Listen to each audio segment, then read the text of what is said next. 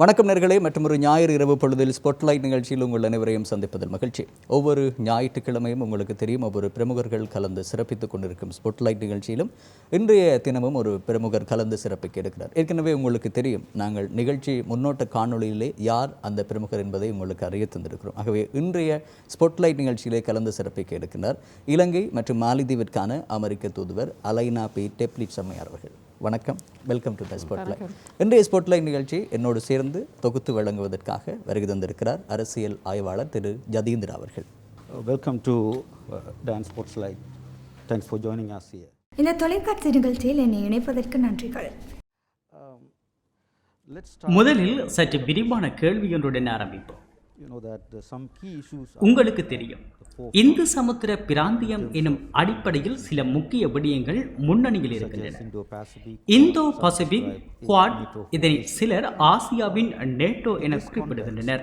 இந்த பின்னணியில் இந்த பிரம்மாண்டமான பலப்பரட்சியில் இலங்கை ஒரு பிரதான இடத்தை வகிக்கலாம் என்று சிலர் வாதிடுகின்றனர். ஆனால் சிலரோ இது மிகைப்படுத்தப்பட்ட ஒரு பார்வை. ஏனெனில் அமெரிக்காவை பொறுத்தவரையில் இலங்கை அதிகம் தொலைவில் இருக்கின்றது. இதனை நீங்கள் எவ்வாறு பார்க்கின்றீர்கள்? அமெரிக்காவின் மூலோபாய முன்னுரிமைகள் என்பதன் கீழ் இலங்கை எந்தளவு முக்கியமானது? Sri Lanka is far away from US. So how do you see that? How Sri Lanka is important in terms of US strategic priority? Thank you for that question. I think it's an important one. இந்த கேள்வியை கேட்டமைக்கு நன்றி. நான் நினைக்கிறேன் இது ஒரு முக்கியமான கேள்வி. இந்த பூகோளத்தை பார்த்தால் அமெரிக்காவின் நோக்கு நிலையில் ஒவ்வொரு நாடும் சந்தர்ப்பங்கள், வாய்ப்புகளை கொண்டுள்ளன. இந்த பிராந்தியத்தில் சமாதானம், பாதுகாப்பு, அபிவிருத்தி ஆகியவற்றுக்கு பங்களிப்பு செய்வதற்கான சந்தர்ப்பங்களும் வாய்ப்புகளும் பூகோளத்தின் ஒவ்வொரு நாட்டுக்கும் உள்ளன. நாங்கள் ஒருங்கிணைந்து இவ்வுலகின் நன்மைக்காக பங்களிப்போம். அதுதான் அமெரிக்காவின் நம்பிக்கையும் கூட.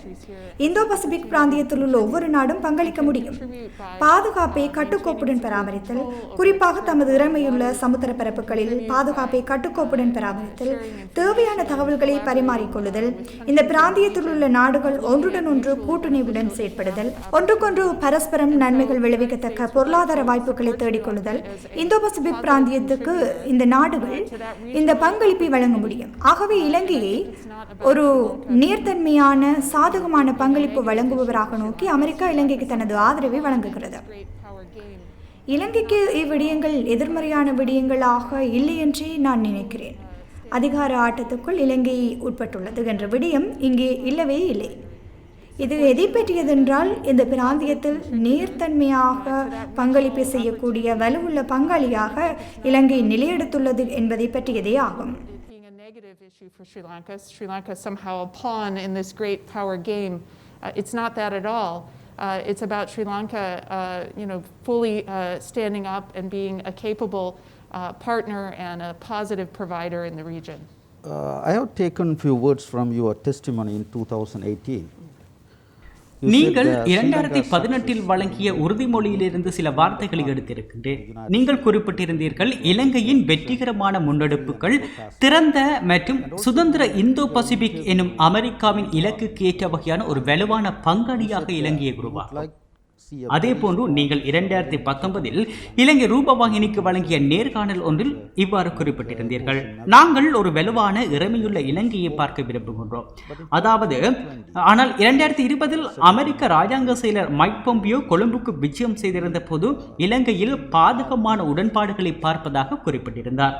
அத்துடன் இலங்கையின் இறைமை கடலிலும் நிலத்திலும் மீறப்பட்டிருப்பதாகவும் குறிப்பிட்டிருந்தார்.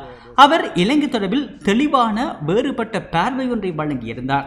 இந்த அடிப்படையில் நோக்குவதானால் நீங்கள் எதிர்பார்ப்பது போன்றதொரு இலங்கையை காண முடியுமா? As US would expect, I mean, a strong, capable, sovereign Sri Lanka or strong partner to United States. Mm-hmm. Well, you've certainly quoted me correctly, and our goal remains the same, and that is having a strong and capable partner here with Sri Lanka. நீங்கள் நிச்சயமாக சரியாக எனது கடந்த கால கருத்துக்களை மேற்கோள் காட்டியிருக்கிறீர்கள். நான் கூறிய விடயங்கள் அனைத்தும் அவ்வாறே தான் இப்பொழுதும் உள்ளன. அதாவது, இலங்கை அமெரிக்காவின் உறுதிமிக்க வலிமிக்க கூட்டாளி என்பதும், ஜனநாயக இயல்புகளை பேணுவதுடன் இலங்கை தனது எல்லா மக்களுக்கும் நலனோன்பு திட்டங்களை வழங்கக்கூடிய வகையிலாக தனது இறமையையும் பாதுகாத்துக் கொள்ளக்கூடியதாக செயற்படும் நாடு என்பதும், பிராந்திய ரீதியாக பிராந்திய பாதுகாப்புக்கும் ஸ்திரப்பாட்டுக்கும் பிராந்திய வளர்ச்சிக்கும் பங்களிக்கும் நாடாக இலங்கை இருக்க முடியும் என்று நான் கூறிய விடயங்களாக அவை அனைத்தும் அவ்வாறுதான் உள்ளன. இவற்றையெல்லாம் நடைமுறைப்படுத்துவதில் வெளிப்படையாகவே சவால்கரமான நிலைமைகள் உள்ளன. ஆயினும் அவற்றை நடைமுறைப்படுத்துவதற்கான சாத்தியப்பாடுகள் இன்னும் இன்றும் இலங்கையில் உள்ளன. கடந்த 70 வருடங்களாக அமெரிக்கா நாடு இலங்கையின் நட்பு நாடாக இருந்து வருகிறது. இலங்கை நாட்டின் அபிவிருத்திக்கு அமெரிக்கா பங்களித்திருக்கிறது. முன்பு மலேரியா ஒழிப்பு நடவடிக்கைகளுக்கு அமெரிக்கா உதவியதன் மூலம் இலங்கை சுகாதாரத்துறை முன்னேற்றத்தில் உதவியுள்ளது. பூகோள பொருளாதார சூழலில் இலங்கையர்கள் தாமாகவே நிபுணத்துவ நிலையை ஏறுவதற்கும் அமெரிக்கா உதவுகிறது. பலமான ஸ்திரமான இறமையுள்ள நாடொன்றுடன் இணைந்து அமெரிக்கா பணியாற்றுகின்ற அந்த சிந்தனையில் எண்ணத்தில் தொடர்பு அறந்து போகும் நிலை எதுவும் இல்லை. அத்துடன் அமெரிக்கா இலங்கை பலமான ஸ்திரமான இறமையுள்ள நாடாக பரிணமிப்பதற்கு இன்னும் அமெரிக்கா உதவி கொண்டே இருக்கிறது. பரஸ்பரம் ஒருவருக்கொருவர் நன்மை தரக்கூடிய இலக்குகளே அவை என நான் நினைக்கிறேன். அமெரிக்கர்கள் அனுபவிக்கின்ற அதே நல்ல விடயங்களை இலங்கையர்களும் அனுபவிக்க வேண்டும். அமெரிக்க ராஜாங்க திணைக்களத்தின் முன்னாள் செயலாளர் மைக் பாம்பியோ இவற்றை அடைவதில் சவால்கள் உள்ளன என்றே தெரிவித்திருந்தார். இறைமை தொடர்பில் உள்ள விட்டுக் கொடுப்புகள் மற்றும் உறுதியற்ற பொருளாதார நிலைமைகள் முதலியவை இலங்கையில் தீர்மானங்கள் எடுக்கப்பட்டதன் ஊடாகவே ஏற்பட்டன. இந்த நிலைமைகள் இலங்கைக்கு எவ்வித நன்மைகளையும் வழங்க மாட்டாது. அந்த நிலையில் அவ்வாறான நிலைமைகளை தவிர்த்துக் கொள்வதில் இலங்கைக்கு நானும் உதவுகின்றேன். Created through decision making, and there might be ways that Sri Lankan is taken advantage of in those circumstances, and that's what we would like to help Sri Lanka avoid. Let's discuss on current issues. I mean, just move on some current issues now. You know, everyone's நடைமுறை விடயங்கள் தொடர்பான கேள்விக்கு செல்வோம். உங்களுக்கு தெரியும், இலங்கை பழைய நிலையை நோக்கி திரும்புவது போன்றதொரு தோற்றம் தெரிகின்றது. அது 2012 இருந்தது போன்றதொரு நிலைமை.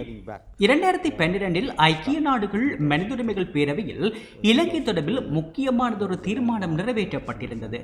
அனைவருக்கும் தெரியும், அமெரிக்காவின் ஆதரவின்றி அவ்வாறானதொரு தீர்மானம் சாத்தியப்பட்டிருக்காது. அதனாலேயே தமிழ் மக்கள் அமெரிக்காவின் மீது நம்பிக்கை வைத்திருக்கின்றனர். அமெரிக்கா மீளவும் மனித உரிமைகள் பேரவையில் இணைவதற்கான தீர்மானத்தை மேற்கொண்டிருக்கின்ற நிலையில் பைடன் நிர்வாகம் தங்களுக்கு உதவும் என்றே தமிழ் மக்கள் நம்புகின்றனர். ஆனால் ஒரு சில அரசியல் ஆய்வாளர்கள் அமெரிக்காவை நம்ப முடியாது என்று வாதிடுகின்றனர். அமெரிக்கா மனித உரிமைகள் விவகாரத்தை தங்களின் உலகளாவிய நிகழ்ச்சி நிரலுக்கான ஒரு துருப்புச் சீட்டாகவே பயன்படுத்துகின்றது என்று வாதிட முற்படுகின்றனர். அமெரிக்காவை நம்புபவர்கள் நம்பக்கூடாது என்று கூறுபவர்கள் இதனை எவ்வாறு பார்க்கிறீர்கள்? ஒரு புதிய தீர்மானம் வரவுள்ளதாக கூறப்படும் நிலையில் இலங்கையின் மனித உரிமைகள் நிலைமையை அமெரிக்கா எவ்வாறு நோக்குகின்றது? How US observe the human rights issues in Sri Lanka, particularly the resolution can come, the new resolution can come soon. So first, I think it's important to understand that we firmly முதலில் ஒரு முக்கியமான விடயம் உள்ளது. எந்த நாடும் தனி மனித உரிமைகளை முழுமையான அளவில் அமல்படுத்திவிட முடிவதில்லை என்பதை நாங்கள் நம்புகின்றோம். அதிலும் இறந்த கால சம்பவங்களை இட்டு பார்க்கும்போது அமெரிக்காவிலும் அமெரிக்கா தொடர்பாக இதே போன்ற நிலைமைகள் தொடர்பாக தொடர்ந்தும் விவாதங்களும் சர்ச்சைகளும் உள்ளன. இறந்த கால சம்பவங்கள் தொடர்பில் ஒரு நல்லிணக்கத்தை ஏற்படுத்துவதில் எந்த நாடும் முழுமையான அளவுக்கு வெற்றி காண்பதில்லை. அமெரிக்காவின் இறந்த காலம் தொடர்பாகவும் கடினமான சவால்கள் இறந்த காலம் தொடர்பாக உள்ளன. இந்த விடயங்களில் அமெரிக்காவிலும் கலந்துரையாடல்கள் இப்பொழுதும் இடம்பெறுகின்றன. ஜோ பைடன் நிர்வாகம் அமெரிக்காவின் உள்நாட்டு விவகாரங்களிலும் பூகோள ரீதியாக தனது பங்காளி நாடுகள் தொடர்பிலும் இவ்வாறான கடின சவால்களுக்கு முகம் கொடுத்து முன்னகர விரும்புகிறது. பூகோள ரீதியாக மனித உரிமைகள் மதிக்கப்பட வேண்டும் என்பது தொடர்பான நீண்ட காலமான நிலையான அக்கறைகளை அமெரிக்கா கொண்டுள்ளது. ஒரு ஜனநாயக சமூகத்தின் விழுமியங்களில் அமெரிக்காவுக்கு நம்பிக்கை உள்ளது. தனிநபர்கள், சமூகங்கள், நாடுகள் என எல்லா மட்டங்களிலும் மனித உரிமைகள் உறுதிப்படுத்தப்பட வேண்டும். உறுதிப்பாடும் உள்ளடக்கமும் அவ்விடயத்தில் எம்மிடம் உள்ளது. சமாதான விழுமியங்களை எவ்வகையிலேனும் வேறு நோக்கங்களை அடைவதற்காக அமெரிக்கா பயன்படுத்துவதில்லை. எங்கள் சொந்த நாடு தொடர்பிலும் எனது அனுபவத்தின்படி கூறுவேன், இவ்விடயங்களில் தூய்மையான நிலைப்பாட்டில் தான் உள்ளது. அவ்வாறான ஒரு தூய்மையான அர்ப்பணிப்பையே சர்வதேச ரீதியாகவும் மேற்கொள்கிறோம். ஐக்கிய நாடுகள் சபையின் வரையறைகளை நாங்கள் ஏற்றுக்கொள்கின்றோம் என்பதன் ஊடாகவும், அதேவேளை ஐநாவின் சர்வதேச மனித உரிமைகள் சாசனத்தை உருவாக்குவதில் மிக பிரதான நாடாக அமெரிக்கா இருந்தமை ஊடாகவும், ஐக்கிய நாடுகள் சபையில் உருவாக்கப்பட்ட இனி அனைத்து பிரகடனங்களும் சாசனங்களும் ஒப்பந்தங்களும் அந்த சர்வதேச மனித உரிமைகள் சாசனத்திலிருந்தே தோன்றியவை என்பதாலும் நான் கூறுகிறேன். மனித உரிமைகளின் மதிப்பையும் அதன் விழுமியங்களையும் அமெரிக்கா இயல்பாகவே நம்புகிறது. மனித உரிமைகளில் அமெரிக்காவுக்கு நல்ல சுயநம்பிக்கை உள்ளது. இவற்றின் அடிப்படையில் எப்படி அமெரிக்கா முன்னகர்கின்றது என்றால், மேலே நான் சொன்ன மனித உரிமைகள் விழுமியங்களின் மூலமாகவே முன்னகர்கிறது. உலகின் அனைத்து நாடுகளுடனும் அவ்வாறே இலங்கையுடனும் அவ்வாறே உறவுகளை பேணுகிறோம். மனித உரிமைகளிலோ அவற்றின் விழுமியங்களிலோ எவ்வித விட்டுக் கொடுப்புகளும் மற்ற உறவே அது. நாங்கள் நாடுகளுடன் மனித உரிமைகள் இலக்குகளை அடைவதற்காக ஒருங்கிணைந்து செயற்படுகின்றோம். அவ்வாறு செயற்படும் போது மனித உரிமைகளிலும் அதன் விழுமியங்களிலும் அவற்றை அடிப்படையாக கொண்ட எமது பணியிலும் அமெரிக்கா விட்டுக் கொடுப்பதில்லை. இவ்விடயங்களில் இதன் கருத்து என்னவென்றால், சில வேளைகளில் முரண்பாடுகள் உருவாகிறது, ஆனால் சில வேளைகளில் ஒரு பொது நிலைப்பாட்டுக்கும் வருகிறோம். மனித உரிமைகள் தொடர்பான விழுமியங்களுக்கு அது தொடர்பான பொது நிலைப்பாட்டுக்கு கௌரவம் ஒரு நாள் இறுதியில் வழங்கப்பட்டே ஆகும் எனும் நம்பிக்கை எம்மிடம் உள்ளது. நாங்கள் முன்னேற்றத்தை காண்கிறோம், மேலும் முன்னேற்றத்துக்காக காத்திருக்க முடியும். ஜெனீவாவை பொறுத்தவரை மனித உரிமை பேரவையில் அமெரிக்கா அங்கத்துவம் பெறுவதற்கான ஆர்வத்தை அமெரிக்க ஜனாதிபதி ஜோ பைடன் வெளியிட்டுள்ளார். மனித உரிமைகள் விவகாரங்களை கையாளுவதற்குரிய பூரணமான கட்டமைப்பல்ல ஐநா மனித உரிமைகள் பேரவை. ஆனால் மனித உரிமைகள் விவகாரங்களை கையாளுவதில் பேரவையும் ஒரு அமைப்பாகும். நாங்கள் அதில் பங்காற்ற முடியும் என்பதை நிச்சயமாக சொல்கிறேன். இலங்கை தொடர்பான 2012 ஜெனீவா தீர்மானம் மற்றும் தொடர்ந்து வந்த தீர்மானங்கள் பற்றி அறிவீர்கள். அமெரிக்கா அவற்றை ஆதரித்தது. அமெரிக்கா ஐநா மனித உரிமைகள் பேரவையிலிருந்து விலகிய காலத்திலும் கூட இலங்கை மனித உரிமைகள் விடயத்திலும் இலங்கை அரசாங்கம் தொடர்பிலும் அதன் மக்கள் தொடர்பிலும் அக்கறையும் அர்ப்பணிப்பும் மிக்கதாகவே இருந்தோம். எனக்கு அந்த தீர்மானங்களில் அவை தேவை என்பதில், அந்த தீர்மானங்கள் இலங்கையின் எதிர்காலத்துக்கு அவசியம் என்பதில், இலங்கை எதிர்காலத்தில் முன்னேறுவதற்கு அவை தேவை என்பதில் நம்பிக்கை உள்ளது. அமெரிக்காவின் கரிசனைகளிலும் அர்ப்பணிப்பிலும் இந்த வாரம் இடம்பெற்ற கலந்துரையாடல்களிலும் எவ்வித ஊசலாட்டமோ கலம்பலோ இருக்கவில்லை. மனித உரிமை கோட்பாடுகளிலும் நடைமுறைப்படுத்துவதிலும் அர்ப்பணிப்புடன் தான் அமெரிக்கா உள்ளது. For these common values, values that should be held in common, and that we can find some way to make progress on them. In terms of Geneva, President Biden has indicated a desire to return to membership in the Council. And while the UN Human Rights Commission is not always the most perfect vehicle to address human rights issues, it's definitely a vehicle to do that. And we want to make sure that we can participate in that forum. You note from 2012 resolutions then and then subsequent resolution in the Human Rights Council, the United States had supported those resolutions with regard to Sri Lanka. And even when we stepped away from the Council, we remained steadfast in our commitment to Sri Lanka, both the government and the people, to meet the requirements of those resolutions, believing, as I said earlier, that this is very important for Sri Lanka's future going forward. That commitment has not wavered, and we, even during the discussion this week, we remain committed to these principles. But I am just add an additional question based on that, the human rights. இந்த இடத்தில் ஒரு மேலதிக கேள்வி. தற்போது பூஜ்ய வரைவு வெளிவந்திருக்கின்றது. ஐநா மனித உரிமைகள் பேரவையின் ஆணையாளரின் அறிக்கையோடு ஒப்பிட்டால் இது மிகவும் சிக்கலான ஒன்றாக இருக்கின்றது. இது முற்றிலும் வேறான ஒன்றாக தெரிகின்றது. உங்களுக்கு தெரியும், பிரதான தமிழ் கட்சிகள் மற்றும் புலம்பெயர் அமைப்புகள் சர்வதேச குற்றவியல் நீதிமன்றம் மற்றும் ரெபிள் ஐஎம் தொடர்பில் வலியுறுத்தியிருந்தன. இது தொடர்பில் உங்களுடைய அவதானம் என்ன? Complicated compare with High Commissioner report.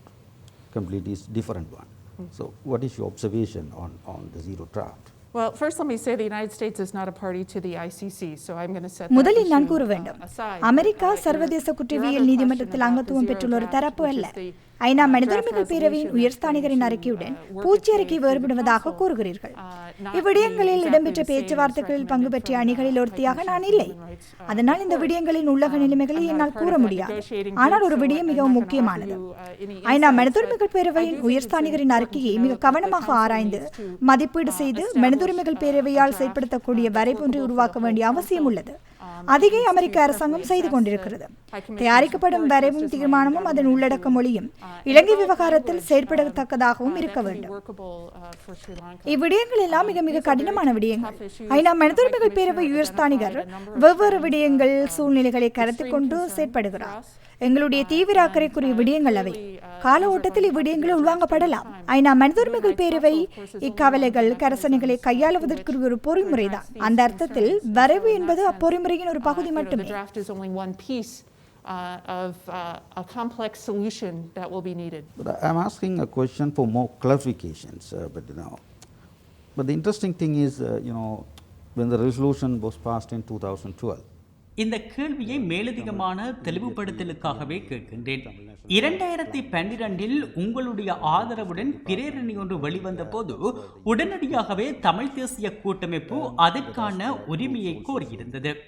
தாங்கள் ராஜாங்க திணைக்களத்துக்கு விஜயம் செய்து அங்கு லொபியில் ஈடுபட்டதன் காரணமாகவே அமெரிக்கா அவ்வாறானதொரு பிரேரணையை முன்வைத்ததாக குறிப்பிட்டிருந்தனர். புலம்பெயர் அமைப்புகளும் அவ்வாறுதான் கூறியிருந்தன. தென்பகுதியில் உள்ள சில அமைப்புகளோ அமெரிக்கா புலம்பெயர் அமைப்புகளின் கருத்துக்களை செவிமடுப்பதாகவும் அதன் காரணமாகவே இலங்கையின் மீது அழுத்தங்களை பிரயோகிப்பதாகவும் கூறியிருந்தனர். இப்போது தாங்கள் எதிர்பார்த்த விடயங்களின்றி பூச்சிய வரைவு வந்திருப்பதால் இணைத்தலைமை நாடுகளையும் சர்வதேச சமூகத்தையும் தமிழர் அமைப்புகள் விமர்சிக்கின்றனர். உண்மையில் அமெரிக்காவின் இலங்கை தொடர்பான முடிவுகள் எவ்வாறு எடுக்கப்படுகின்றன? இதில் தமிழர் தரப்புகளின் பங்கு என்ன? Organizations and political parties in this process. Well, the United States government, not just with regard to Sri Lanka, but around many... இலங்கை விடயத்தில் மட்டுமல்ல, உலகளாவிய பல விடயங்களிலும் எந்த நாட்டு விவகாரங்களாக இருந்தாலும் அமெரிக்கா சம்பந்தப்பட்ட ஆர்வமுள்ள அனைத்து தரப்புகளினதும் கருத்துக்களையும் கேட்டு பரிசீலிக்கும். இறுதியாக அமெரிக்காவின் நலன்களை பேணக்கூடியதாக எங்களுடைய மக்களின், எங்களுடைய பாதுகாப்பின் நலன்களையும் எங்களுடைய எதிர்கால வளர்ச்சியையும் பேணக்கூடியதாக நாங்கள் உச்சபட்சமாக சிறந்த முடிவென்று நம்பும் முடிவின் அடிப்படையில் அமெரிக்காவின் கொள்கைகளை உருவாக்க வேண்டியிருக்கும். அத்துடன் நான் முன்னர் கூறிய மனித உரிமை விழுமியங்களையும் மதிப்பையும் உலகில் பேணும் வகையிலும் எங்கள் கொள்கைகளை வடிவமைக்க வேண்டியிருக்கும். அந்த வகையில் தமிழ் புலம்பெயர் அமைப்புகள், சிங்கள தரப்புகள் மற்றும் இவ்விடயத்தில் அக்கறையுள்ள ஆர்வமுள்ள அனைத்து தரப்புகளுடனும் நாங்கள் கலந்துரையாடல் செய்கிறோம். இலங்கையை பொறுத்தவரை போர் முடிவுக்கு வந்த வேளையில் பெரும் பதற்றமும் இழுபறிகளும் நிறைந்ததாக பார்க்கப்பட்டது. அவ்விடயங்கள் கருத்தில் எடுத்து அணுகப்பட வேண்டியவை என்னும் நம்பிக்கை இருக்கிறது. இங்கே வாழும் அனைத்து மக்களினதும் சமாதானத்தை உறுதிப்படுத்தும் வகையில் அவ்விடயங்கள் அணுகப்பட வேண்டும். அமெரிக்கா கொள்கைகள் வரும் சூனியத்திலிருந்து வெற்றிடத்திலிருந்து உருவாகுவதில்லை. உண்மை தகவல்கள், கருத்துக்கள், காரணிகளின் மதிப்பீடுகளில் இருந்தே அவை உருவாகின்றன. இறுதியில் எங்கள் கொள்கைகள் எங்களுடைய சொந்த கொள்கைகளாகவே இருக்கும். அமெரிக்கா ஒருபோதும் எந்த தரப்புக்கும், எந்த குழுவுக்கும், எந்த நாட்டுக்கும் பதிலாளாக செயற்படுவதில்லை. அமெரிக்காவின் அடிப்படை நலன்களை பேணும் வகையில் அமெரிக்க கொள்கைகள் தயாரிக்கப்படுகின்றன. நான் நினைக்கிறேன் அமெரிக்காவின் அடிப்படை நலன்கள் மனித உரிமைகளுக்கான சர்வதேச கௌரவத்தை ஆதரித்தல், நல்லாட்சி, சட்டத்தின் ஆட்சி, பொருளாதார வளர்ச்சி, தரப்புகளின் பங்காற்றல்கள் மூலம் பரஸ்பர நன்மைகள், எதிர்கால வளர்ச்சி ஆகியவற்றையும் கட்டாயம் உள்ளடக்கியதாகவே அமைகிறது. I think support for global respect for human rights, for good governance, for rule of law, and of course for economic conditions that will allow all to participate fully and receive the benefit of growing prosperity in the future. You know that now the present government talking about new constitution, and previous government also spoke about a new constitution, but in the end we couldn't see that. At the same time, some groups. தற்போதைய அரசாங்கம் ஒரு புதிய அரசியல் யாப்பு தொடர்பில் பேசி வருகிறது. முன்னைய அரசாங்கமும் புதிய அரசியல் யாப்பு தொடர்பில் பேசியிருந்தது. ஆனால் இறுதியில் அதனை எங்களால் காண முடியாது போய்விட்டது. அதேவேளை தற்போது சில குழுக்கள் 13வது திருத்தச் சட்டத்தை அகற்ற வேண்டும் என்றும் வாதிட்டு வருகின்றன. இவ்வாறானதொரு பின்னணியில் புதிய அரசியல் யாப்புக்கான முன்னெடுப்புகளை நீங்கள் எவ்வாறு பார்க்கின்றீர்கள்? எவ்வாறானதொரு தீர்வு, எவ்வாறானதொரு அரசியல் யாப்பு இந்த நாட்டிற்கு தேவை என்று கருதுகின்றீர்கள்? How do you see these situations, you know, and what kind of solutions and what kind of constitution need for this country? What are your thoughts on that, the constitutional making process? And of course that constitution making process is not a decision for the United States. That this is really a decision. உங்களது அரசியல் job உருவாக்கும் செயல்முறை உண்மையில் அமெரிக்காவின் தீர்மானத்துக்குரிய விடயம் அல்ல. இலங்கையர்களால் தாங்களாகவே மேற்கொள்ளப்பட வேண்டிய விடயம் அது. நான் முதலில் வலியுறுத்திய ஜனநாயக விழுமியங்களை மேம்படுத்தும் மாற்றங்களும் விளைவுகளும் அரசியல் ஜாப் உருவாக்கத்தில் இடம்பெற வேண்டும். இலங்கையில் உள்ள எல்லா இனங்களின் உரிமைகளும், கௌரவமும், கண்ணியமும் முழுமையாக மதிக்கப்படும் வகையில் ஆட்சியில் அனைவரும் பங்கு பெற்றி தீர்மானம் எடுக்கும் வகையில் அமைய வேண்டும். ஜனநாயகத்தின் ஆத்மா அரசியல் ஜாப் உருவாக்க செயல்முறையில் இருக்க வேண்டும். அரசியல் ஜாப்பில் இருக்கும் ஒரு குறிப்பிட்ட சரத்து தொடர்பில் கூறுவதாயின், ஜனநாயக சமூகத்தில் ஒரு அரசியல் ஜாப்பு சட்டத்தின் ஆட்சியை உறுதிப்படுத்த வேண்டும். தனிநபர்களின் உரிமைகளை உறுதிப்படுத்த வேண்டும். தன் நாட்டு பிரஜைகள் அனைவரையும் சமத்துவமாக மதிக்க வேண்டும். அனைவரும் அரசாங்கத்தில் நல்ல முறையில் பங்கு பெற்றக்கூடியதாக இருக்க வேண்டும். நான் நல்ல வகையில் நம்புகின்றேன். இலங்கையின் எதிர்கால அரசியல் ஜாப்பு மேலே நான் கூறிய விழுமியங்களையும் மதிப்புகளையும் பிரதிபலிக்கும் வகையில் அமையும் என்று நம்புகின்றேன்.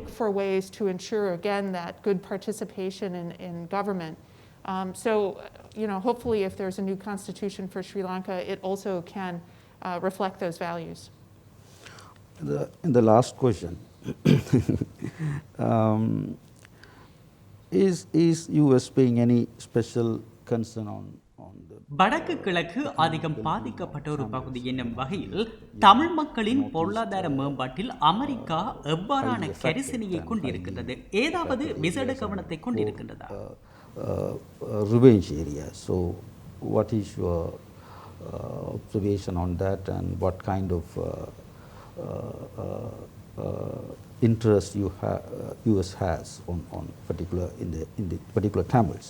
Well, immediately after the war, as you know, through USAID and other assistance agencies and programs, the US government sought to help rebuild the economy in the north and the east. We facilitated the entry of manufacturers and others who could help provide jobs. போரின் பிறகு USAID உள்ளிட்ட பல அமெரிக்க உதவி வழங்கும் கட்டமைப்புகள் மற்றும் நிகழ்ச்சி திட்டங்கள் மூலம் போரினால் பாதிக்கப்பட்ட பிரதேசங்களில் வடக்கு கிழக்கில் பொருளாதாரத்தை கட்டியெழுப்புவதில் உதவினோம். உற்பத்தியாளர்களும் முதலீட்டாளர்களும் இங்கு பிரவேசிக்கக்கூடிய வாசலை திறந்து வைத்தோம். அவர்கள் இங்கு வேலைவாய்ப்புகளை உருவாக்கக்கூடியவர்கள். நாங்கள் இன்னமும் இவ்விடயங்களில் அக்கறை உள்ளவர்களாக இருக்கின்றோம். கணனி தொழில்நுட்பம் மற்றும் வேறு பல துறைகளிலும் முயற்சியாண்மையாளர்கள் வருகிறார்கள். இது என்னை ஊக்கப்படுத்துகிறது. இங்கு பெரும் வாய்ப்புகளை பெறலாம். அதன் மூலம் தொழில் வர்த்தக வாய்ப்புகளை பெருக்க முடியும். வேலை வாய்ப்புகளை அதிகரிக்கலாம். அவ்வகையில் உதவினோம். இப்பிரதேசத்தின் அபிவிருத்திக்கும் வளர்ச்சிக்கும் தொடர்ந்தும் பங்களிக்க முடியும் என நினைக்கிறேன். COVID-19 பெருந்தொற்று நிலைமைகளை கடினமாக்கியுள்ளது. ஏராளமான சவால்கள் பெருந்தொற்று தாக்கத்தால் ஏற்பட்டுள்ளதை நாங்கள் இன்னும் காண்கின்றோம். சில சவால்களுக்கு அரசாங்கத்தின் மூலமாக மட்டுமே தீர்வுகள் உண்டு. வடக்கு கிழக்கு அபிவிருத்தியில் கவனத்தை இலங்கை அரசாங்கம் குவிக்கும் வகையில் இலங்கை அரசாங்கத்துக்கு உதவியும் ஆதரவும் வழங்குவோம். பாதிப்புக்குள்ளான மக்களின் வாழ்வாதாரம் பற்றிய விடயங்கள், பாதிக்கப்பட்ட மக்கள் தமது சொந்த காணிகளுக்கு திரும்ப முடியாத சூழல், இவற்றுக்கான தீர்வுகளை வழங்குவதற்கும் அரசாங்கத்துக்கு தொடர்ந்து உதவுவோம். Families who have experienced loss during the conflict or people who have been unable to return to their land, looking at solutions for them, including allowing the full return and considering ways to support the livelihoods of families who are disadvantaged due to the conflict. Thank you very much.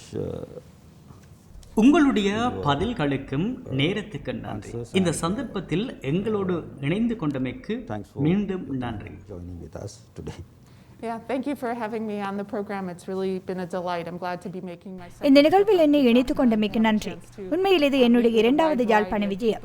பல்வேறு வகையானவர்களை சந்திப்பதற்கான வாய்ப்பு கிடைத்தது. அவர்களது அவதானங்கள் தொடர்பில் உரையாட முடிந்தது. அதேவேளை சிலரோடு இணைந்து பணியாற்றுவதற்கான வாய்ப்புகளையும் அவதானிக்க முடிந்தது. மிகவும் முக்கியமானது, சிறப்பான உள்ளூர் முன்னெடுப்புகளையும் திறமையான மக்களையும் காணும் அனுபவம் கிடைத்தது. ஒரு நல்ல எதிர்காலம் தெரிகின்றது. That brighter future is there and to address the pandemic as well. இதோடு இந்த வாரத்தினுடைய ஸ்பாட்லைட் நிகழ்ச்சி நிறைவுக்கு வருகிறது. இந்த வாரத்தினுடைய ஸ்பாட்லைட் நிகழ்ச்சியிலே கலந்து சிறப்பித்திருந்தார் இலங்கை மற்றும் மாலத்தீவிற்கான அமெரிக்க தூதுவர் அலைனா பி. டெப்ளிட்ஸ் அம்மையார் அவர்கள் கலந்து சிறப்பித்திருந்தார். அவர்கள் எங்களுடைய கலையகம் சார்பில் மனமார்ந்த நன்றிகளை தெரிவித்துக் கொள்கிறோம். Thank you very much. மீண்டும் மற்றொரு நிகழ்ச்சியில் உங்கள் அனைவரையும் சந்திக்கலாம். வணக்கம் நேயர்களே.